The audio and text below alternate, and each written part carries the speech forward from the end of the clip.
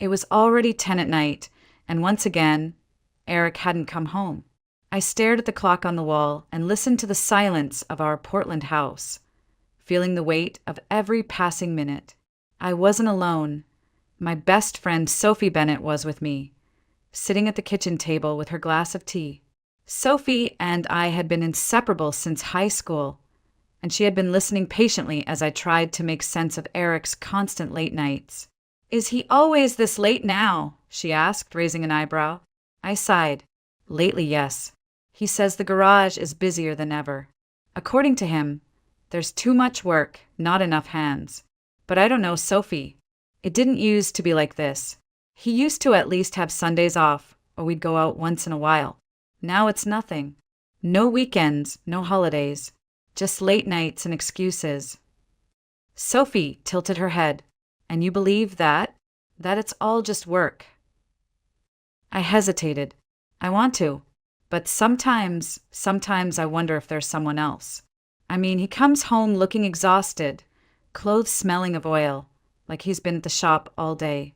It doesn't look like he's coming from a date. But what if I'm wrong?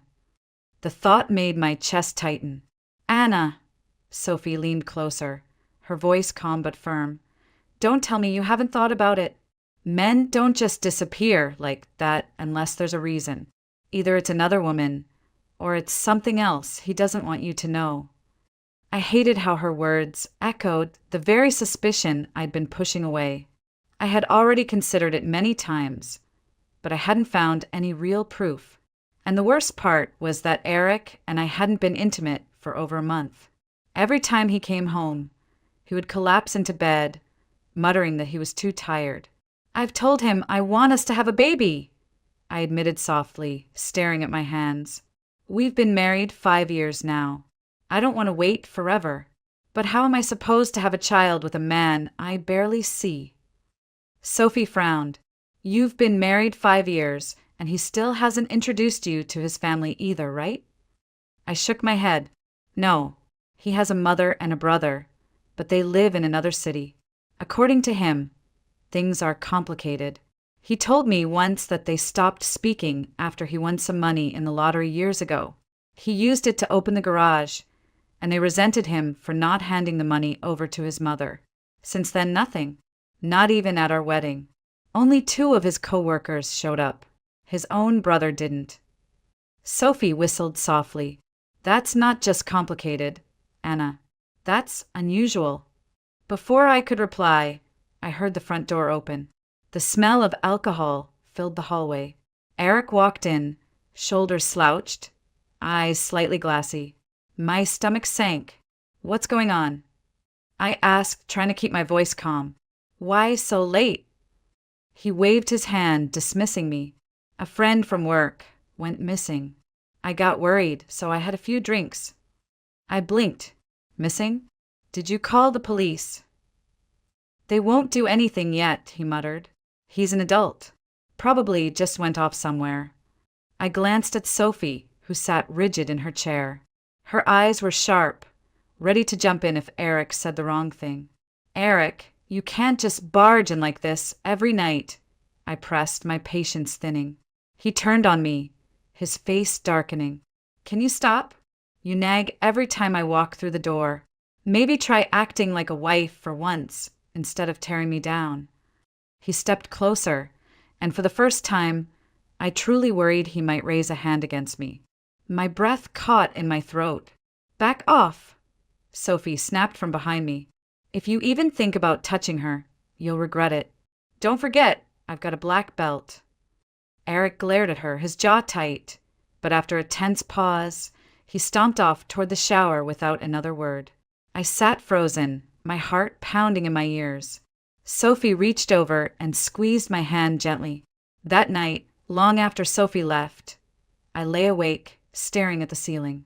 For the first time in our marriage, I realized I was afraid of my own husband. That night, I couldn't sleep. I lay in bed, staring at the ceiling, listening to the faint hum of the refrigerator in the kitchen. Eric had gone silent after his shower, slipping into bed without a word. His back was turned to me, his breathing steady but heavy, as if the world weighed on him. I couldn't close my eyes. My thoughts spun in endless circles, dragging me deeper into doubt. When I finally drifted off just before dawn, I had a dream. My father was there, my dad, who had passed away years ago.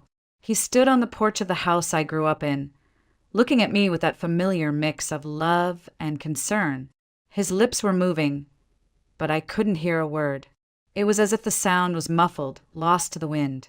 I woke up with my heart racing, and I couldn't shake the feeling that it was a warning. My father had never once appeared in my dreams without a reason. Every time he did, something significant followed. I got up, made myself a cup of coffee, and sat at the kitchen table, trying to push away the unease. But by mid-morning, I couldn't take it anymore. I needed to know where Eric really was spending all his time. On impulse, I grabbed my keys and drove to the garage. The winter air in Portland bit at my cheeks as I stepped out of the car. When I pulled into the lot, I noticed something strange right away. For a place that was supposedly swamped with work, the lot was almost empty. Only 2 cars sat in the parking area. My stomach twisted. Inside, the garage smelled of oil and metal, the usual stench of hard labor. I saw Igor, one of Eric's mechanics, working on a single car. He looked up when I walked in, startled. "Morning, Mrs. Whitmore," he said cautiously, wiping his hands on a rag. "Hey, Igor, is Eric around?" I asked, trying to sound casual. He hesitated, then shrugged. "He was here earlier, I think. Haven't seen him in a while." "All right, thanks," I said quickly, forcing a smile. My pulse hammered as I walked toward Eric's office. The door was closed, but I could hear his voice through the thin walls. I froze just outside, my breath caught in my throat. "I told you, I can't today." Eric's voice was low urgent. "My wife is starting to get suspicious. If she pushes, she might try to find out more. We'll have to move it to Monday. That's final." I pressed my palm against the wall, trying to steady myself. The silence on the other end stretched long enough for me to imagine him nodding, listening carefully. "No," he said firmly after a pause. "That won't work. Not now. Monday. I'll call you then." There was a click, and I knew he'd ended the call. For a few seconds, I couldn't move. My heart thudded painfully against my ribs. Who was he talking to? What was so important it had to be rescheduled? And why was he afraid of me finding out? I forced myself to take a deep breath, smoothed down my hair, and knocked lightly before pushing the door open. Eric startled, nearly dropping the folder in his hands. His eyes widened as if he'd been caught doing something he shouldn't. "Anna," he said slowly, "what are you doing here?" "I was just nearby and thought I'd stop in," I replied, trying to keep my tone even. "I wanted to apologize for last night. I didn't mean to nag. You work hard, and I know I don't always make it easy." His gaze narrowed. "What's the catch?" "No catch," I said, forcing a soft smile. For a moment, he studied me, suspicion in his eyes. Then, unexpectedly, he relaxed. "Fine. You're right. I've been working too hard. Maybe tonight I'll come home earlier. Around 6. We'll have dinner together. Just the 2 of us." I nodded, though my chest felt tight. Part of me wanted to believe him, to welcome this sudden tenderness. But the words I had overheard still echoed in my mind. He wasn't just staying late for work. Something else was happening, something he desperately wanted me not to discover. And that made me more uneasy than ever. That weekend, Eric stayed home. On the surface, it looked like everything was normal. He tinkered with small chores around the house, watched television, even helped me clear some snow off the front steps. To anyone else, he would have seemed like an ordinary husband catching a quiet weekend at home. But to me, the silence was deafening. He avoided long conversations, and whenever I tried to draw him into something deeper, he brushed it off with vague replies. On Saturday evening, while we were having dinner, I decided to take a risk. I had been thinking about his family, his mother and brother he'd never introduced me to, and I wondered if maybe talking about them would open a window into the man I married. "Eric," I said gently, trying to sound casual, Have you heard from your family lately? I mean, it's been 5 years and I still haven't met them. Maybe we could invite them for our anniversary, or even visit them." He set his fork down with a sharp clink, his jaw tightening. "We've talked about this before, Anna. I don't want to revisit it. But don't you think it's strange?" I pressed. "I mean, they're your mother and your brother. I've never even spoken to them on the phone. Don't you think I should at least know them?" His eyes flashed with anger. "It's none of your business. My family is my problem. You don't need to get involved." The harshness of his tone made me shrink back. He had never yelled at me like that before. For a long moment, we just sat there, the tension so thick I could feel it pressing down on my chest. Then he stood up abruptly, muttering something about being tired, and left the table. I sat alone in the quiet kitchen, staring at my untouched plate. His reaction didn't just hurt, it terrified me. Why was the subject of his family such a trigger? What was he hiding that was so explosive it couldn't even be discussed? The next morning, Sophie called to check in. She always seemed to know when I needed her. I told her everything. How he had snapped at me, how he avoided the subject like it was poison. There was a long pause on the other end of the line before Sophie finally spoke. "Anna, this isn't just about family drama. He's hiding something, and it's big enough to scare him. If you keep pretending everything's fine, you'll never know the truth. You need to find out where he goes and who he's with." "You mean follow him?" I asked, my stomach tightening at the thought. "Yes," Sophie said firmly.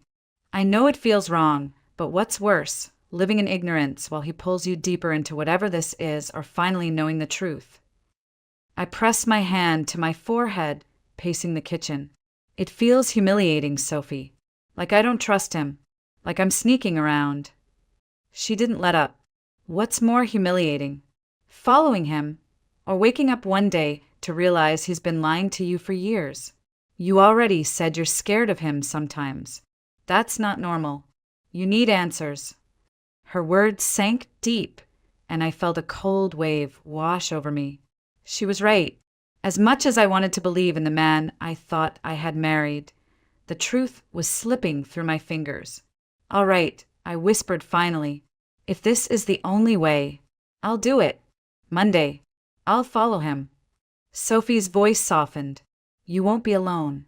I'll be with you every step of the way."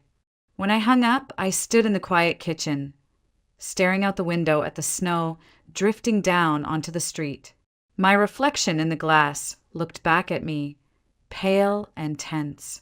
I felt like I had just agreed to step into a dangerous game, one I never wanted to play, but one I could no longer avoid. Monday came faster than I expected. My nerves were shot from the moment I woke up. I couldn't concentrate on work, couldn't eat, couldn't think about anything except what Sophie and I had planned. By late afternoon, I changed into dark jeans, a hoodie, and pulled a baseball cap low over my face. When Sophie pulled up outside my house, she laughed softly when she saw me. "You look like you're about to rob a bank," she teased. I forced a smile. "I feel like it." We parked a block away from the garage, hiding Sophie's car behind a cluster of trees near a side street. From where we stood, we had a partial view of the entrance. The winter air cut straight through my jacket, but I barely noticed. My pulse was hammering in my ears. For the first half hour, nothing happened. Mechanics came and went. A few customers pulled up, but nothing out of the ordinary. Then, just as I was beginning to think we were wasting our time, a black SUV rolled into the lot. It wasn't the kind of car that usually stopped here. Too polished, too expensive, too out of place. Sophie nudged me. "That's it. That's who he's waiting for." The doors opened. A woman stepped out first, well-dressed mid-40s, hair pulled into a sleek bun, her presence commanding. She looked nothing like the kind of customer who would walk into a Portland auto repair shop. A younger man followed her out, maybe 30, tall and quiet, his eyes scanning the area like he was on guard duty. I gripped Sophie's arm, whispering, "Who are they?" "Not random customers," she whispered back. "That's for sure." We watched as the two of them headed straight into Eric's office without speaking to anyone in the shop. No car inspection, no paperwork, just straight to him. My stomach dropped. Sophie turned to me. "Stay here. I'm going in." "What?" "No, Sophie, relax. I'll pretend my car's making a noise, and I need Eric to take a look. It's the perfect cover. Trust me." Eric had never actually met Sophie in person, only heard her name in passing when I mentioned her. That, plus the fact she wore large sunglasses and a hood, gave her just enough anonymity. Before I could stop her, she slipped away, started her car, and pulled into the lot. I stayed hidden, watching through the trees as she parked near the garage entrance. My heart was pounding so hard it hurt. She walked confidently inside while I paced behind the bushes, my fingers freezing in the cold. The minutes crawled by. I imagined a dozen scenarios. Eric catching her, the woman recognizing the act, Sophie being thrown out. Just when I thought I couldn't take the waiting anymore, Sophie reappeared. She was walking quickly back to her car, her face pale, but her eyes sharp. I hurried to meet her in the side street, breath clouding in the air. "Well, what happened?" She closed the car door behind us and sat for a moment, gripping the steering wheel. "Anna, this isn't about another woman. It's worse." My throat went dry. "Tell me." "They were talking about cars," she said, her voice low. "Stolen cars. Eric told that woman he only managed to change the VIN numbers on 2 of them when she demanded 5 by yesterday. He was nervous, scared. She was tearing into him, threatening him. He's not the one in control here, Anna, she is. And he's terrified of her." I felt my stomach twist violently.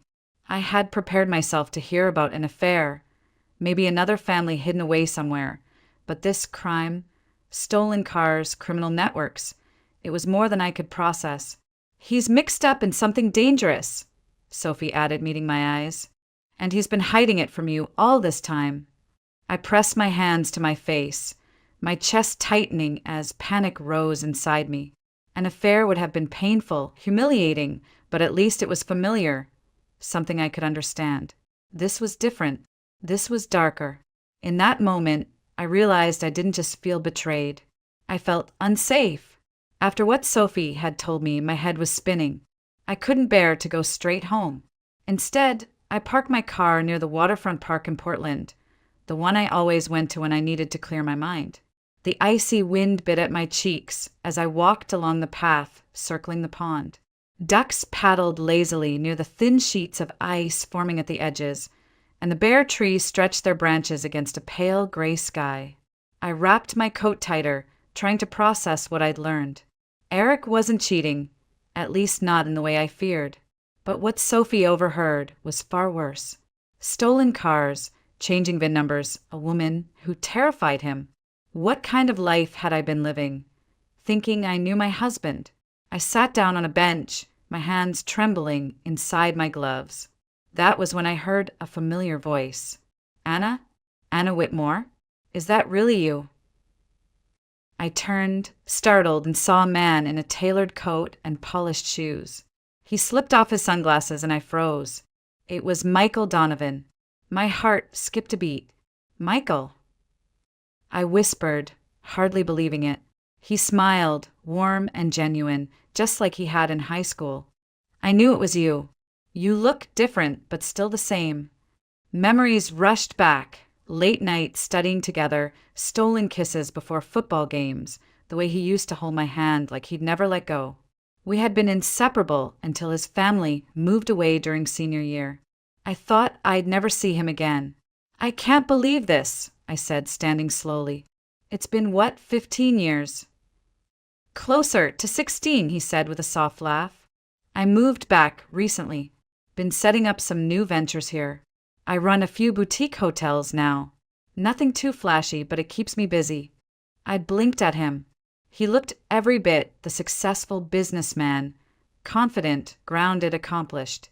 And still, behind it all, I saw the boy who had once been my first love. We walked side by side along the path, catching up. He told me he'd never married, that he'd poured himself into his career instead. When he asked about me, my throat tightened. I told him I was married, my voice sounding smaller than I intended. Michael glanced at my wedding ring, then back at me.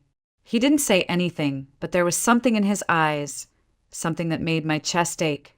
I remembered hearing from someone that Michael had moved back to Portland last year, but never thought I'd run into him like this.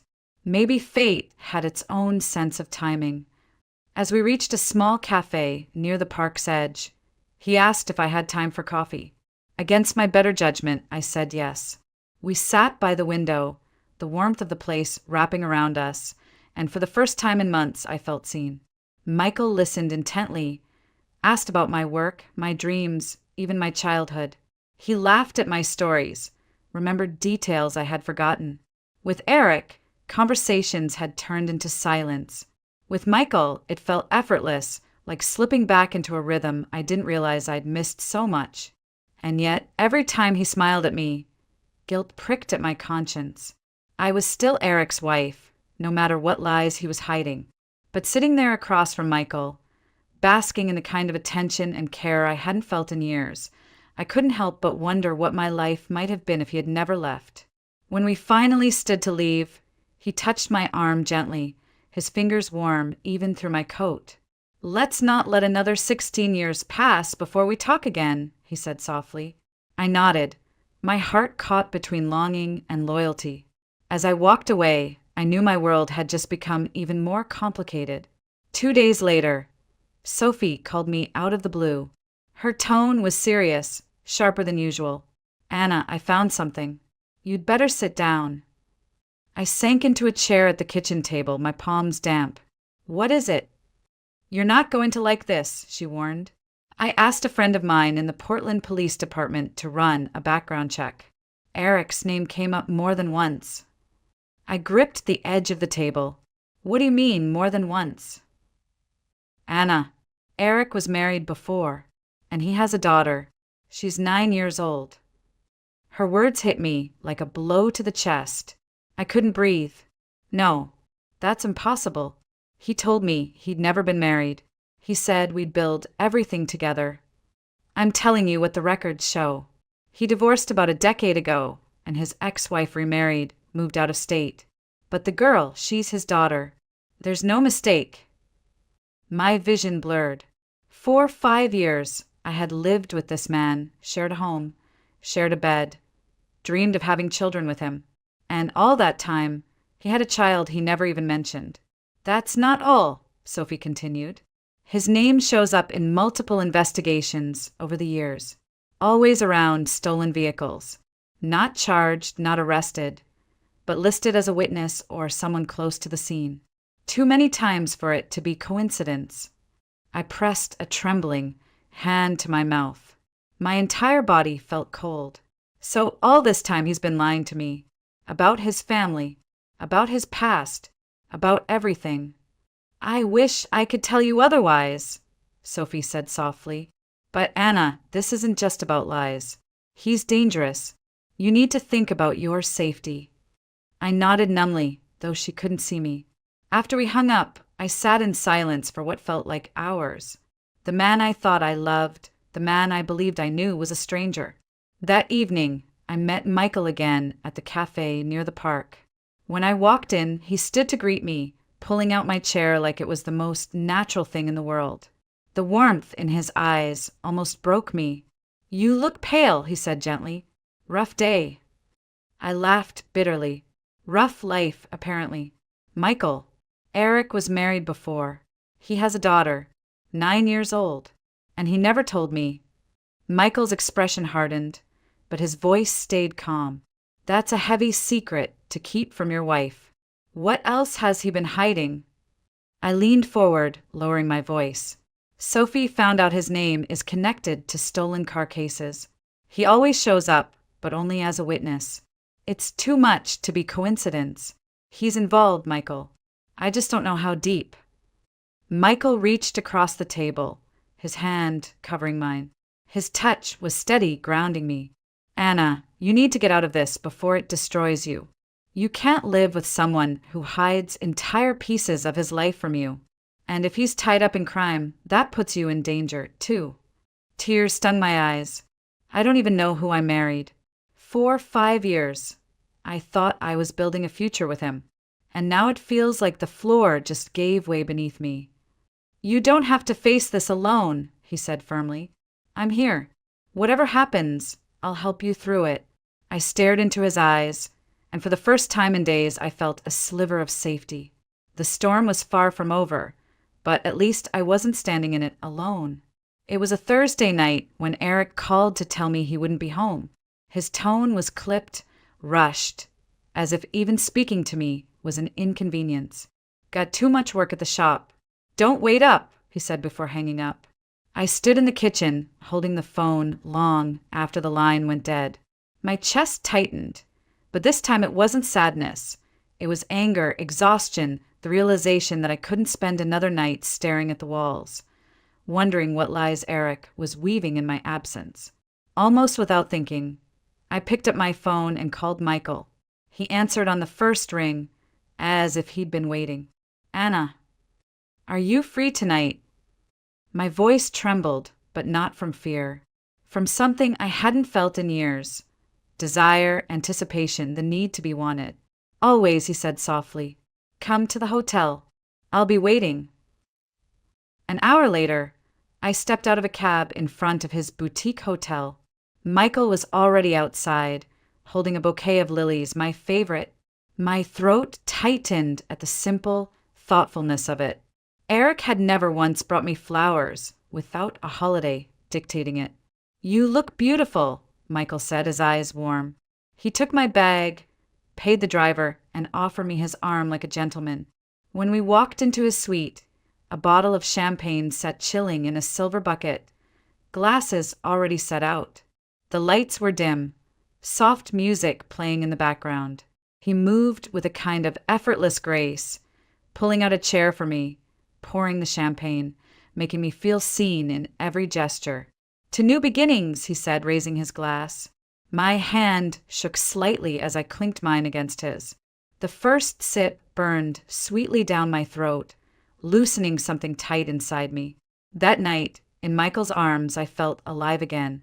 He kissed me slowly, reverently, as if I were something precious.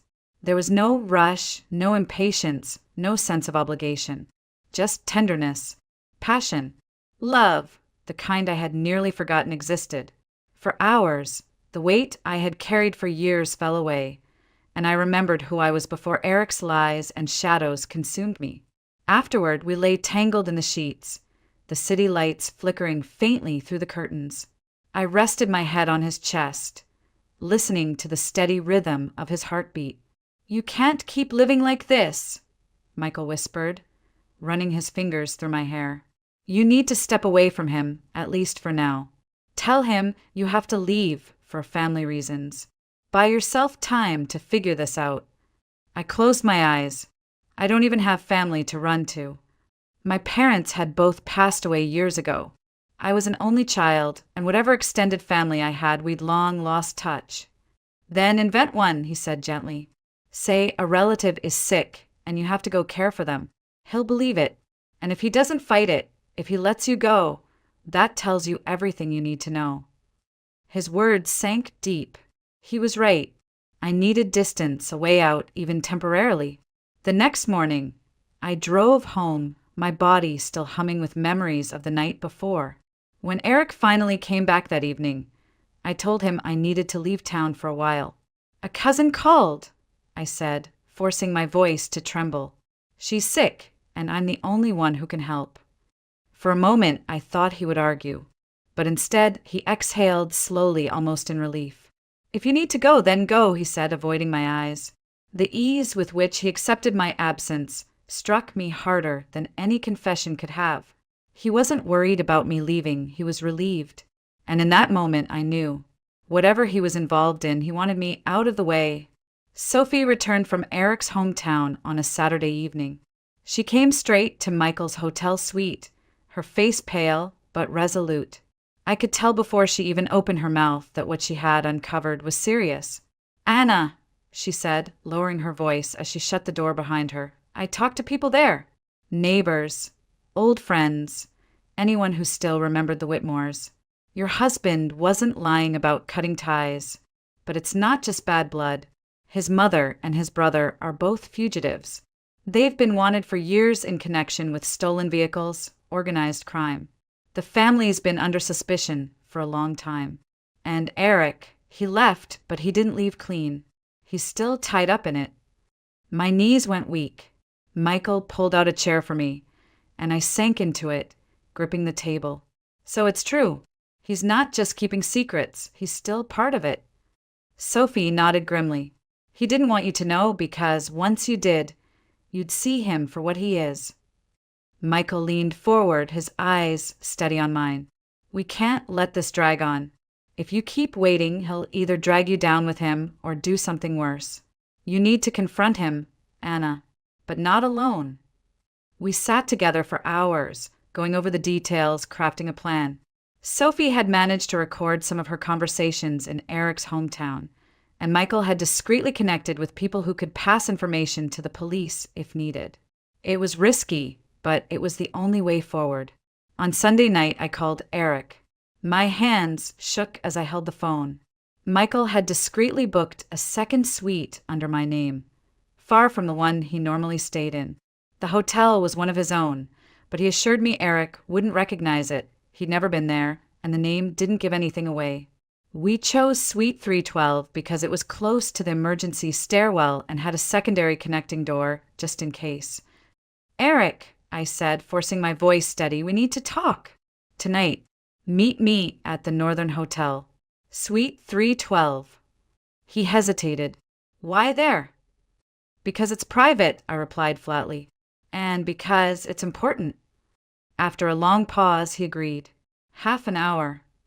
When he arrived, I was sitting on the edge of the couch, my palms damp against my knees. Michael and Sophie waited quietly in the adjoining room, hidden but close. My heart hammered as Eric walked in. He shut the door behind him and fixed his eyes on me. All right, what's this about? I stood, trying to steady my voice. It's about the lies, about your family, about what you've been doing behind my back. His brow furrowed. What are you talking about? Don't play dumb, I snapped, my voice rising. I know your mother and brother are fugitives. I know you've been working with stolen cars. And I know you've been hiding all of it from me for 5 years. For a moment, he froze, his face a mask of shock. Then the mask cracked and rage poured through. Who told you that? He demanded, his voice dark, dangerous. It doesn't matter. What matters is that I know. And I can't live like this anymore. His eyes narrowed to slits. He took a step closer. You think you can just walk away from me? You think you can expose me and survive it? I could kill you right here, Anna. One push out that window, and everyone would believe it was an accident. Fear surged through me, but I didn't move. My voice shook, but I forced the words out. If you touch me, you'll regret it. People already know. Sophie knows. Michael knows. And the police are just one call away. At that moment, Michael stepped out from the adjoining room, his presence calm but firm. Sophie followed, holding up her phone. We've got everything recorded, Eric. Your threats, your lies. It's over. Eric's face drained of color. He looked from me to Michael to Sophie, his chest heaving as the reality sank in. He tried to bluster, to sneer, but the fight was gone from his eyes. Slowly, he lowered himself onto the couch, muttering curses under his breath. Michael called the police. Within 20 minutes, officers arrived, and Eric was taken into custody. Sophie had already turned over her recordings and background notes to her friend at the Portland Police Department. Tonight's confrontation was the final piece they needed. I stood by the window, my hands trembling, watching the blue lights flash against the snow outside. 5 years of marriage had ended in handcuffs and betrayal. My heart ached, but beneath the pain there was relief. The truth was out. The danger was over. For the first time in months, I felt like I could finally breathe. When the police car finally pulled away, I stood frozen by the window. staring at the swirl of red and blue lights fading into the Portland night. My hands are trembling, and I couldn't tell if it was from fear, grief, or the sudden release of everything I had been carrying for 5 long years. The man I had married, the man I had once believed in, was gone, not because he left, but because the mask had finally been torn away. Michael came up beside me, placing his hand gently on my shoulder. "It's over, Anna," he said softly. "You don't have to carry him anymore." His words struck deep. I turned to face him, my vision blurred with tears. 5 years, Michael. 5 years, and I didn't even know who I was married to. I feel like my whole life's been a lie. Sophie's voice came from the couch behind us, firm but comforting. "It's not your fault. He fooled you, Anna. He fooled everyone. You trusted him because you're the kind of person who believes in people. That's not weakness, that's strength. But now you know and you're free." I let out a shaky laugh, wiping at my cheeks. Free. It doesn't feel like freedom yet. More like standing at the edge of a cliff, trying to decide whether to jump. "Then don't look down," Sophie said. "Look ahead." Michael guided me toward the balcony, and together we stepped out into the crisp night air. The city stretched beneath us, lights glowing against the dark Pacific horizon. Above, the stars pierced through the cold Oregon sky, sharp and clear. I wrapped my arms around myself, shivering, and Michael draped his coat over my shoulders without a word. For a moment, we just stood there in silence. The chaos of the evening, the years of doubt and fear, all seemed to drift away with the winter wind. Finally, I spoke. "I don't know what comes next. I don't even know who I am without him." Michael turned toward me, his expression steady, grounded. "You're Anna Whitmore. You're stronger than you think. And you don't have to figure it all out tonight. You've got time.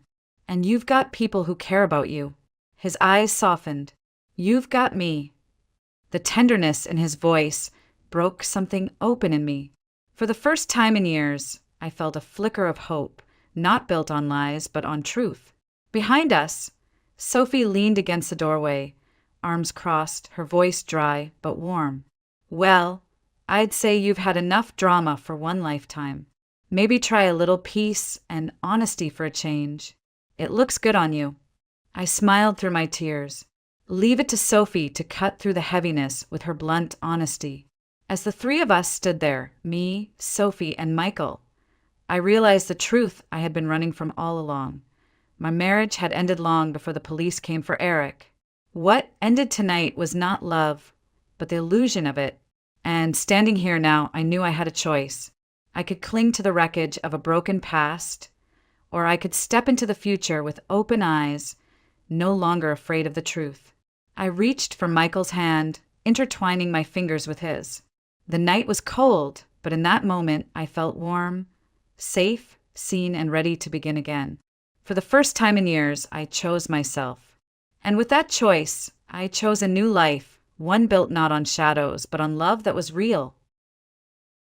I stood in my car for a long minute, staring at the porch light that glowed faintly through the trees. My hands tightened on the steering, even though the engine had been off for 5 minutes. Nathan had texted me an hour ago, "Mom's here. She'll only stay a couple of days." A couple of days, it felt like a lifetime. Joanne had a way of making every room colder the moment she stepped into it. For 5 years, I had tried to be patient, to keep the peace, to be the good daughter-in-law who smiled even when insulted. But tonight, I felt my chest tighten at the thought of her voice echoing through my home. I could already hear the subtle digs, the sharp looks, the way she scanned Caleb as if searching for proof he wasn't Nathan's son. I hated that look most of all. Nathan always told me to let it go. "She's just set in her ways, Madison. She doesn't mean half of what she says." Maybe he was right, but what about the other half? The half where she once suggested we do a DNA test just to be sure. The half where she whispered to neighbors that Caleb's dark hair and sharp blue eyes didn't come from Nathan's side of the family. She never said it to my face, but she didn't have to. I could hear her loud and clear. I took a deep breath, gripping my bag. I didn't want Caleb to see me tense up before I even stepped inside. He loved his grandmother, even if she rarely showed him kindness. He was only 5. He shouldn't have to carry the weight of adult grudges. I whispered to myself, "It's just 2 days. You can handle 2 days." Walking up the path, I remembered the first time I had met Joanne. She had barely shaken my hand, her eyes sliding immediately to the toddler clinging to my leg. "And this is," she'd asked, her tone clipped, as if Caleb were some stranger's child I had dragged in off the street. That moment had set the tone for every meeting afterward. Inside, I could hear voices, Nathan's warm baritone and Joanne's sharp, cutting replies. I paused at the door, suddenly tempted to turn around, to drive somewhere, anywhere but home. That wasn't me, though. I had fought too hard to build a life for Caleb and me to run from a woman who thrived on intimidation. My hand lingered on the doorknob, cold against my palm. I thought of Caleb's drawings taped proudly to the fridge, of the little wooden truck Nathan had built with him last weekend, of the life we had been piecing together with patience and love. I wouldn't let anyone, not even Joanne, make me feel like an outsider in my own home. I stepped inside. The smell of roasted chicken and Joanne's perfume, a heavy floral scent that somehow always smelled like disapproval, hit me at once. Nathan glanced up from the kitchen table, smiling, relief flashing across his face. Joanne barely looked at me, her lips pressing into that familiar thin line. "Madison," she said flatly, as if my name were something bitter on her tongue. I forced a smile and hung up my coat. Tonight would be long, and I had no idea just how long. There's a moment, right before sleep, when memories creep in uninvited. They don't ask if you want them. They just flood your mind, sharp and vivid. That night, as Joanne's cold stare still lingered in my head, the past came rushing back. I hadn't always lived in Eugene. Years ago, I was a girl with big plans and no interest in romance. My parents' marriage had taught me early what chaos love could bring. My father's drinking, the late-night arguments, the slamming doors, all of it left a scar. I focused on school, on building a life that would never rely on anyone else. 2 degrees by 24, a stable job with an international firm, and dreams of working abroad. That was my plan until I met him. Blake Reed, tall, charming, with the kind of confidence that filled a room. He wasn't just attractive, he was attentive, the way men in books are, listening as if every word I said mattered.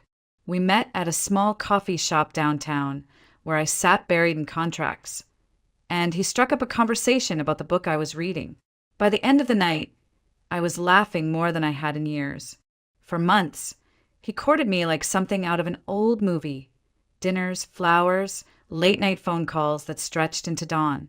He never let me pay for a thing, and I, blinded by the warmth he brought into my lonely little apartment, didn't question why we never celebrated holidays together, why he never introduced me to his family, why he seemed to vanish every weekend.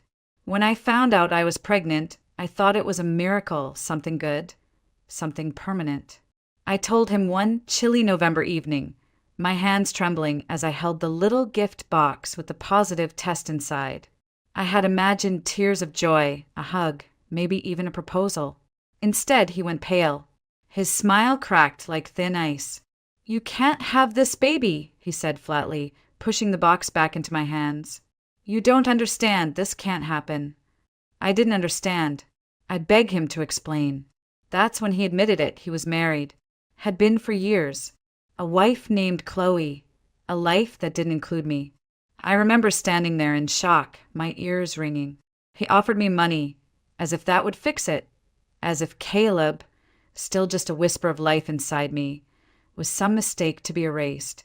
I walked away that night and never looked back. At least I thought I hadn't. I kept the baby, even when my own father sneered and neighbors whispered. I promised myself I would never speak Blake's name again. Never let that shame define me. Then Nathan came into my life. Gentle, steady Nathan, who fixed cars by day and played guitar to calm Caleb at night. He didn't care about my past. He loved Caleb from day one, holding him as if he'd always been his. For the first time, I felt safe, like I'd built something no one could touch. But secrets have a way of resurfacing, and Joanne's voice tonight, so sharp, so certain about Caleb's bloodline, made me wonder if maybe she'd always known. And if she knew, who else did? I lay in bed staring at the ceiling, listening to the soft hum of Nathan's breathing. My heart pounded with an old, familiar fear, the kind I thought I'd buried with my past. I closed my eyes, whispering to myself, "No one will take my child from me. Not now, not ever." The months after Blake walked out of my life were some of the hardest I had ever known. I moved back into my father's house because I couldn't afford rent on my own. He had been a mean drunk for as long as I could remember, and pregnancy didn't soften him one bit. If anything, it gave him fresh ammunition. Another mouth to feed, huh? Couldn't keep your legs closed. His words were sharp and deliberate, meant to cut deep, and they did. I worked from home, doing translation jobs, and any contract work I could find, but money was always tight. The neighbors whispered every time I stepped outside, their judgment heavy on my shoulders. I learned to keep my head down, to focus on the baby growing inside me, and nothing else. When Caleb was born on a snowy New Year's Eve, I promised him he would never feel unwanted, not even for a second. He was mine, my miracle. For a while, it was just the two of us against the world.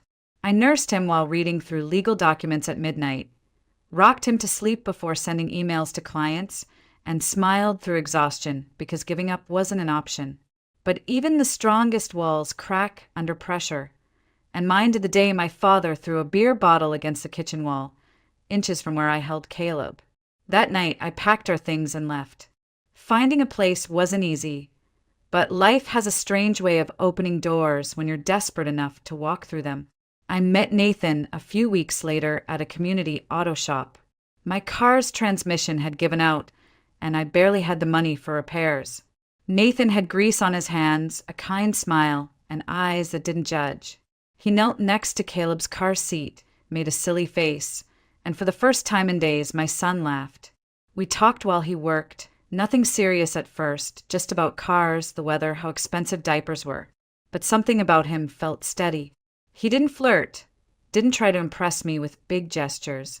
He just showed up.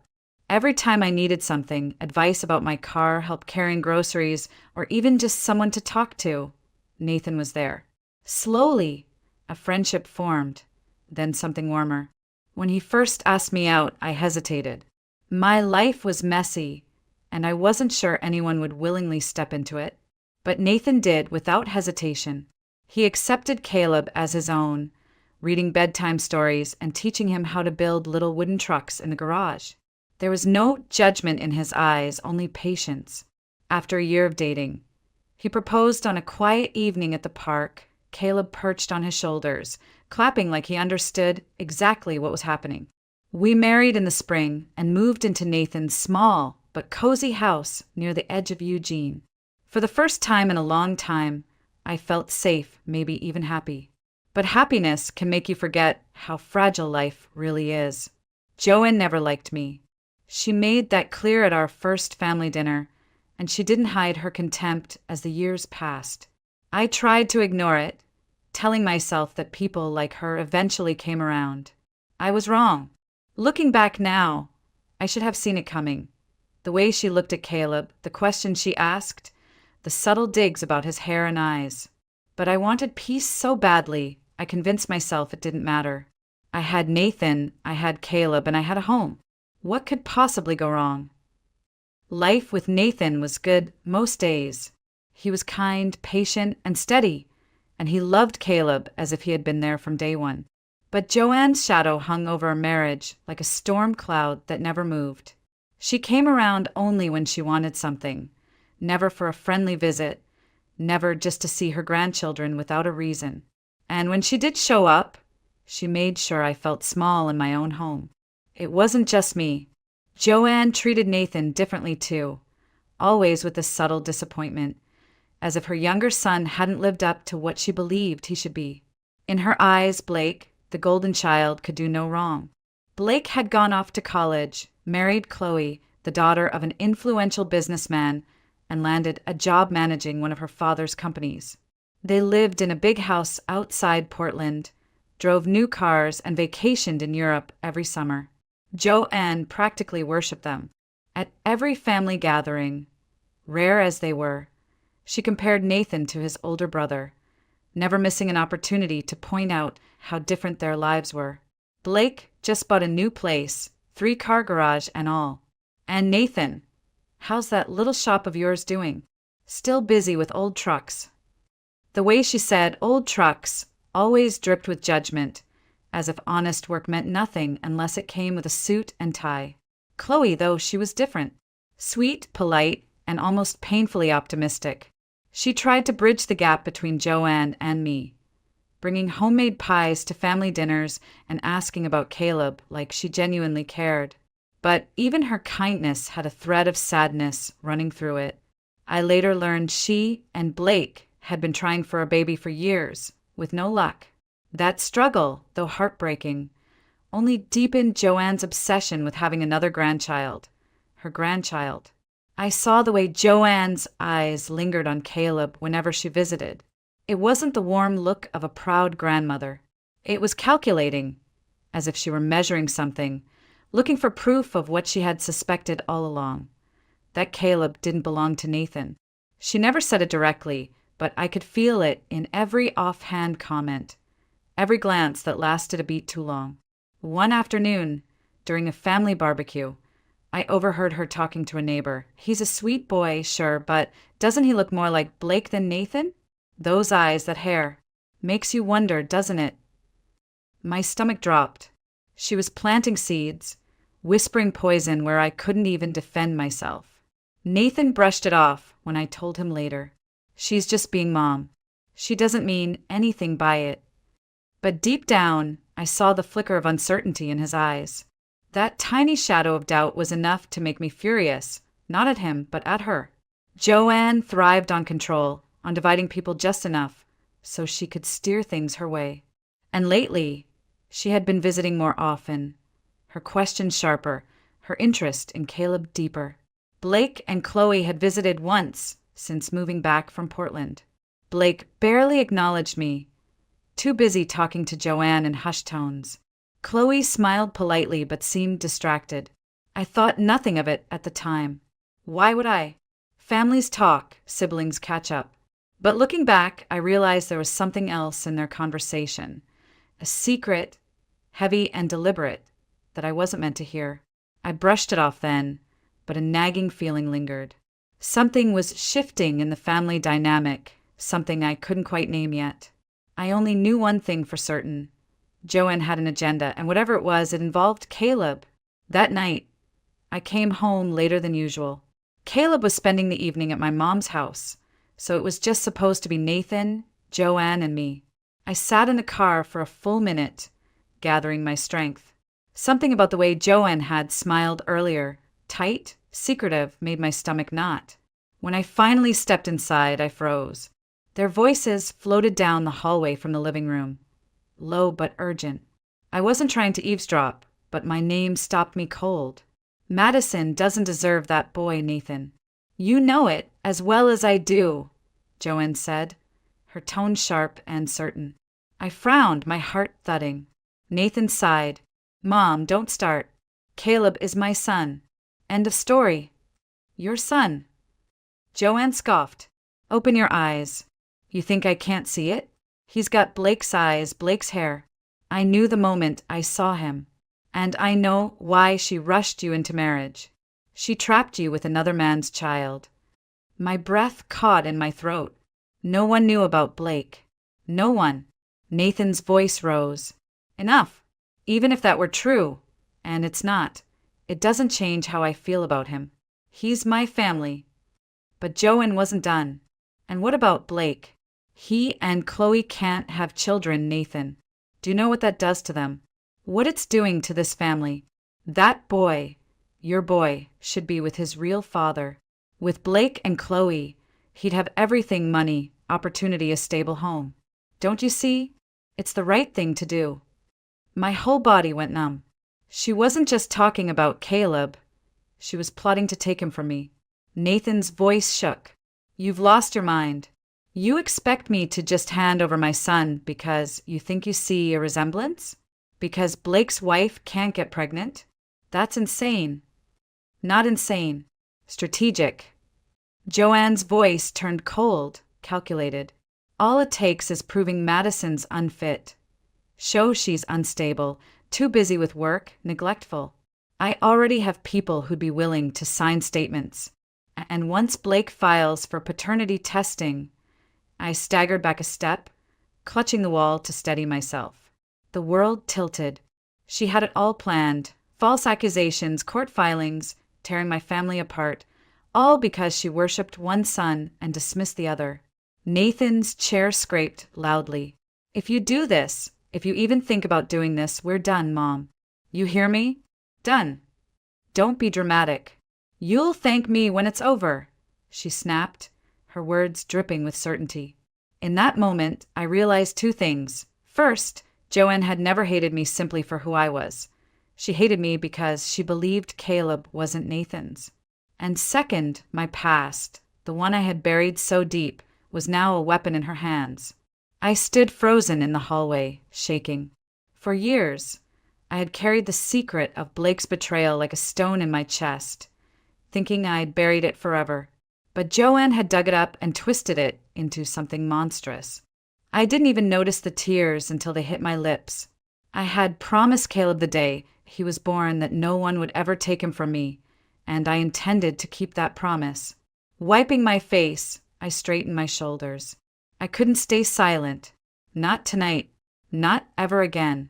I don't remember deciding to move. 1 second, I was frozen in the hallway, my back pressed to the wall. The next, my feet carried me into the living room. Joanne sat upright on the couch, arms crossed, her expression sharp as a knife. Nathan stood near the window, his hands clenched at his sides. They both looked up when I walked in. Madison, Nathan said quietly, surprise flickering across his face. I stared straight at Joanne. Get out. Her eyebrows shot up, but her tone was smug. Excuse me. You heard me. Get out of my house. Nathan stepped toward me. Mads, no, I said, my voice shaking but clear. I heard every word, every disgusting, hateful thing. You want to take my son? You think I'm unfit? That Caleb belongs with Blake and Chloe, like he's some prize you can just move around on a board? Not in this lifetime. Joanne's eyes narrowed, her mouth twisting into that familiar look of disdain. You should be thanking me. That boy deserves a proper life. I cut her off, my anger boiling over. He has a proper life. He has a father who loves him, a mother who works every day to give him everything she can, and a home where he's safe. The only thing he doesn't need is you. For the first time, Joanne faltered. It was only for a second, but I saw it, the flicker of shock that I dared to stand up to her. Nathan moved to my side, resting a hand on my shoulder. Mom, you need to leave. Tonight. Her face twisted. Nathan, don't do this. I am your mother. And I am Caleb's father, he said firmly. This is my family. If you can't respect my wife and my son, then you're not welcome here. The silence that followed was thick, broken only by Joanne's sharp intake of breath. She stood abruptly, her chair scraping the hardwood. You'll regret this, she spat, stepping toward the door. Both of you. Don't come crawling back when it all falls apart. When she reached the entryway, she turned dramatically, as if expecting one of us to stop her. Neither of us moved. Her eyes darted between us, and for a fleeting moment, I thought I saw something. Fear, maybe? Or disbelief that her control over Nathan had slipped. Then she slammed the door and was gone. I hadn't realized I was trembling until Nathan wrapped his arms around me. Hey, it's over. She's gone. I buried my face in his chest, tears finally breaking free. She's not going to stop, Nathan. She's going to go after Caleb. She's going to dig up everything I tried to leave behind. He tipped my chin up, forcing me to meet his eyes. Then we'll fight. Together. I don't care what she thinks she knows. Caleb is ours. And I'm not letting anyone take him away from you, from us. For the first time that night, I believed him. I felt his strength wrapping around me. Not just physically, but in the way his voice steadied my heartbeat. We had faced Joanne's cruelty before, but tonight was different. Tonight he had chosen, and he chose us. I closed my eyes, whispering, "Thank you." Nathan kissed my forehead and held me tighter. "We're going to be okay, Madison. I promise." But deep down, I knew Joanne wasn't done. People like her didn't just walk away. And if she had already gone this far, what would stop her from going further? The house was quiet after Joanne left. But it wasn't the kind of quiet that soothes you. It was heavy, like the air itself was holding its breath. Nathan hadn't moved from my side. His hand stayed firm on my shoulder, grounding me while my chest rose and fell in uneven bursts. "I'm sorry," I whispered, the words slipping out before I could stop them. Nathan frowned. "Why are you apologizing?" "Because she's right about one thing. Caleb isn't your blood." The confession caught in my throat like glass. "I should have told you from the beginning, but I was terrified. I thought you'd walk away like Blake did." Nathan turned me to face him fully, his expression calm but resolute. "Madison, listen to me. I don't care whose blood runs in his veins. That boy is my son. He always has been. He calls me Dad, and I will never let anyone take him from us. You hear me?" My eyes stung as I nodded. "But Joanne is done," he said sharply, surprising even himself with the conviction in his voice. "Tonight made me see things I should have seen years ago. She's not trying to help anyone. She's trying to control us, just like she's always controlled Blake. I'm done letting her have power over our lives." He stepped back and ran a hand through his hair, pacing once before stopping at the window. "Tomorrow, I'm calling the attorney who helped with our mortgage papers. We're going to start the adoption process. Caleb is legally going to be my son. No questions, no loopholes. If Joanne or Blake want to try something, let them. We'll be ready." I blinked at him. "Nathan, you'd really do that? You'd go through all of that just to—" "Not just to," he interrupted softly, coming back to me and holding my hands. "Because I love him. Because I love you. This is our family, Madison. I should have stood up for you sooner, but I'm standing up now. The weight I'd carried for years, the secret of Caleb's birth, the fear that it could one day rip my life apart, suddenly felt lighter. My knees gave out, and Nathan caught me as I leaned into him. I let the tears come, not from fear this time, but from relief. "You have no idea what this means to me," I murmured against his chest. He smiled faintly. "I think I do." We sat on the couch, his arm around me, the clock ticking softly in the background. For the first time since overhearing Joanne's words, I could breathe without feeling like my ribs were about to snap. Later that night, after Nathan fell asleep, I checked on Caleb in his little bed at my mom's house via the baby monitor we kept for overnight visits. He was sprawled out, one arm over his stuffed bear, the peaceful innocence of sleep softening his tiny features. "My son. Our son." I whispered to the screen. "No one's ever taken you away from me, ever." The storm Joanne had started wasn't over. I knew that. But tonight, Nathan had chosen his side, our side, and it felt like the first crack of sunlight after a long, bitter winter. For the first time, I believed we might really be okay. 2 days later, I heard a soft knock on our front door. It wasn't the sharp, impatient knock Joanne always used. This one was hesitant, almost apologetic. When I opened the door, Chloe stood there, clutching a small tin of cookies like a peace offering. "Hi, Madison," she said quietly. "Do you have a minute?" I hesitated. Chloe had always been polite, but distant, more of a guest in Joanne's world than an ally in mine. Still, something in her expression told me This wasn't a social visit. "Of course," I said, stepping aside. "Come in." She sat at our kitchen table, hands twisting in her lap. For a long moment, she didn't speak, just stared at the tin of cookies. Then she exhaled sharply. "I know about Joanne's plan about Caleb." My stomach clenched. "You'd know." Chloe nodded, her eyes glistening. "I overheard part of it last week. At first, I didn't understand, but after what happened the other night, Joanne called me, furious you'd kicked her out. I put the pieces together." She looked up, tears finally slipping free. "Madison, I am so sorry. I had no idea she would go that far." I sank into the chair opposite her, stunned. "You're not part of it." Her head shook fiercely. "God, no. I would never take someone else's child. I can't have kids, and yeah, that's hard. But Caleb isn't mine, and he never should be. Joanne's obsession, it's not about what's best for him. It's about control." Something in my chest loosened.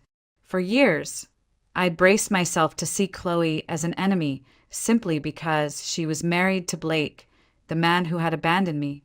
But sitting here now, I saw someone else entirely, a woman carrying her own pain, her own battle scars. "I'm sorry too," I whispered, "for assuming you wanted what Joanne wanted." Chloe gave a sad smile. "I get it. I know what Blake did. He told me before we married. Well, part of it. He left out how cruel he'd been. I guess I wanted to believe people change, but lately," she trailed off, shaking her head. "Let's just say my marriage isn't what I thought it would be."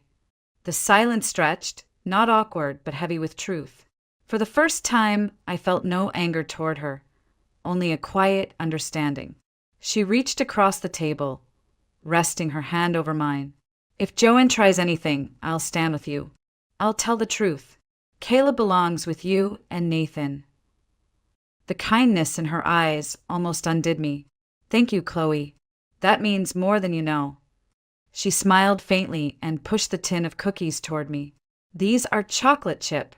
Caleb likes them, right?" I laughed softly, a sound I hadn't expected to hear from myself so soon. "Yeah, he'll love them." When she left, the house felt warmer, somehow lighter. It hit me then that healing doesn't always come from winning battles. It sometimes comes from unexpected places, like two women who once stood on opposite sides, finding common ground. That night, I told Nathan about Chloe's visit. He listened quietly, then wrapped his arms around me. "See, we're not alone in this." For the first time since overhearing Joanne's plan, I believed it. We had allies, we had truth, and most importantly, we had each other. A week later, Nathan suggested we take a drive out to the edge of town, to the little piece of land we'd been slowly turning into a small vineyard. It was quiet out there, just the sound of wind in the trees and the soft hum of bees. Caleb loved it, running through the rows of young vines like it was his personal playground. That day, we brought a small sapling with us. Nathan carried it on his shoulder, while Caleb proudly clutched a little plastic spade. "We're planting this one for us," Nathan said, smiling as he knelt down beside me. "A new start." Caleb dug with all the determination of a 5-year-old, dirt flying everywhere as he hummed a tune from one of his cartoons. I knelt next to him, gently scooping soil into the hole he'd made. Nathan placed the sapling in, steady and straight, and together we covered its roots. "There," I said softly, brushing the dirt from my hands. "Strong roots, right, Caleb?" He nodded, eyes bright. "Like our family." The simplicity of his words nearly undid me. After everything, the secrets, the fear, the betrayal, this little boy still saw nothing but love and safety when he looked at us. Nathan put an arm around my shoulders, pulling me close. "That's exactly right, buddy. Strong roots." As we worked, my phone buzzed. It was a message from Chloe. "Joanne won't be bothering you for a while. She's processing things." I told her I won't support any plan to take Caleb. "Thought you should know." I read it twice, relief washing over me. Joanne hadn't apologized. People like her rarely did. But at least she'd been stopped, her grip on our lives broken. For the first time in years, I felt like I could exhale without waiting for the next blow to land. Later, we sat on the porch of the small cabin Nathan had been building by hand, sipping lemonade as Caleb drew pictures of the new tree in his sketchpad. "Think it'll grow tall?" he asked, holding up his drawing. "Taller than you," Nathan said, ruffling his hair, "and you're going to be pretty tall." I smiled, watching them together. This was what I had fought so hard for. Not perfection, not luxury, just peace. Just the kind of love that didn't question its own worth. That evening, as the sun dipped behind the hills, Nathan took my hand. "When all this started, I thought we might break," he admitted. "But we didn't. We're stronger now. You, me, Caleb, we're solid." I leaned against him, the warmth of his shoulder grounding me. "We are," I agreed, "and no one's ever going to change that." The tree we planted swayed gently in the breeze, its fragile branches catching the light. It would take years to grow strong enough to bear fruit, but that was okay. So would we. That night, after Caleb had fallen asleep in the car on the way home, Nathan carried him to bed while I lingered on the porch, looking out at the dark sky. The stars over Eugene were bright, scattered like tiny lanterns, and for the first time in what felt like forever, I didn't feel small underneath them. I felt grounded. I thought about the journey that had brought me here. From the girl who had fallen for Blake's charm and been left standing alone, holding a positive pregnancy test and a broken heart, to the woman who had chosen to keep her child, no matter the cost. For so long, I had carried shame like it was stitched into my skin. Shame for falling for the wrong man, for raising a child alone, for building walls around myself so high no one could climb them. But Nathan had climbed them. He hadn't just climbed them. He had taken my hand and helped me step over them, brick by brick, until one day I realized I wasn't trapped anymore. And Caleb, he had given me a reason to keep going even when I thought I had nothing left. He was my light when the world felt dark. Joanne's cruelty had cut deep, but in the end it revealed something I'd almost forgotten. Family isn't about DNA or the stories people tell behind closed doors, or even about who the world thinks you should be with. Family is about who stays when things get hard, who stands beside you when the storm comes. Nathan had chosen me, and Caleb without hesitation. Chloe, unexpectedly, had chosen truth over blood loyalty. And even in his innocence, Caleb had chosen love, unquestioning, unconditional love that didn't care about the past. I stepped back inside and watched Nathan tuck Caleb in, his hand resting gently on our son's back. Caleb murmured something in his sleep, his tiny fist gripping Nathan's shirt, like even in his dreams he needed to know we weren't going anywhere. When Nathan came back to the doorway, I whispered, "You saved us." He shook his head. "No, Madison. We saved each other." I smiled, tears pricking my eyes, and reached for his hand. The warmth of his fingers wrapping around mine told me everything I needed to know. We were safe, we were whole, and we were finally free. Standing there, I thought of the tree we'd planted earlier. It would grow, slow and steady, its roots deepening over the years. One day, Caleb would sit under its shade, maybe with kids of his own, and know that it had all started with love and a choice to protect what mattered most. If there's one thing life has taught me, it's this. Sometimes the family you fight hardest to keep isn't the one you're born into, but the one you choose, day after day. And sometimes the deepest healing doesn't come from winning a battle, but from knowing you're no longer fighting alone. I kissed Nathan softly, feeling the quiet hum of our home around us, and whispered to myself, "We're home now, all of us."